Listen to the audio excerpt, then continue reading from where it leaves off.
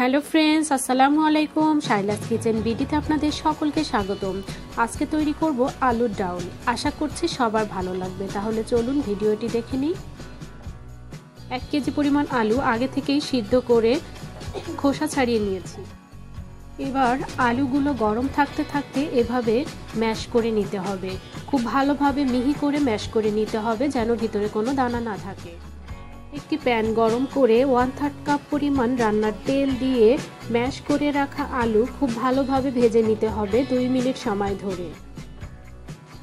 আলুগুলো খুব ভালোভাবে নেড়ে চেড়ে ভেজে নেওয়া হয়ে গেলে এগুলো এবার অন্য পাত্রে তুলে নিতে হবে।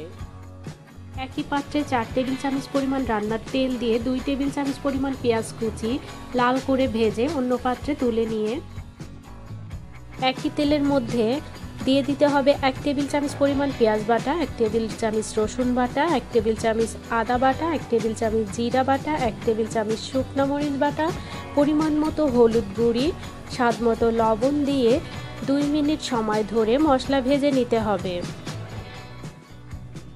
2 মিনিট পর মশলা ভেজে নেওয়া হয়ে গেলে দিয়ে দিতে হবে ভেজে রাখা আলু। মশলার সঙ্গে খুব ভালোভাবে নেড়ে মিশিয়ে নিয়ে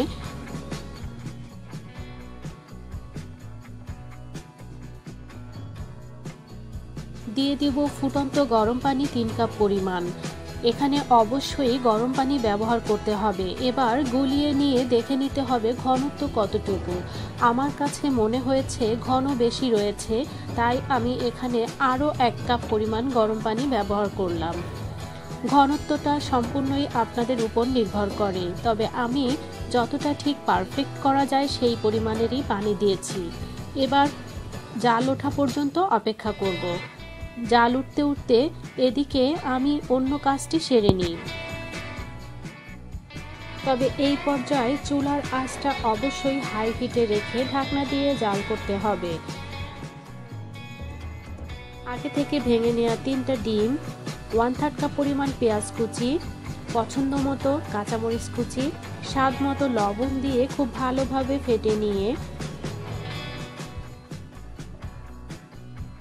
আগে থেকে ফ্রাই প্যান গরম করে 4 টেবিল চামচ পরিমাণ রান্নার তেল দিয়ে দিতে হবে ফেটে রাখা ডিম। ডিম এভাবে ভেজে পাটিসাপটার মতো এভাবে উল্টে নিয়ে আমি আমার পছন্দ মতো পিস পিস করে নিয়েছি। আপনারা সবাই আপনাদের পছন্দ মতো করে নিতে পারেন। এদিকে জাল উঠে গিয়েছে। এবার ভেজে রাখা ডিম সবগুলো এভাবে ছেড়ে দিয়ে আবারও 2 মিনিট জাল করে নিব। 2 মিনিট পর 1 টেবিল চামচ পরিমাণ গরম মশলার গুঁড়ি ছড়িয়ে দিয়ে খুব ভালোভাবে নেড়ে মিশিয়ে ঢাকনা দিয়ে আবারও 1 মিনিট জাল করে চুলা বন্ধ করে দিতে হবে। তৈরি হয়ে গেল আমার আলুর ডাউল। এবার অন্য পাত্রে উঠিয়ে সার্ভ করলেই তৈরি হয়ে গেল আলুর ডাউল। আশা করছি সবার ভালো লেগেছে। এতক্ষণ যারা আমার সঙ্গে ছিলেন তাদেরকে ধন্যবাদ জানিয়ে এখানেই শেষ করছি। তবে অবশ্যই আপনারা আমার চ্যানেলটি সাবস্ক্রাইব করতে ভুলবেন না। আজকে এখানেই শেষ করছি। আল্লাহ হাফেজ।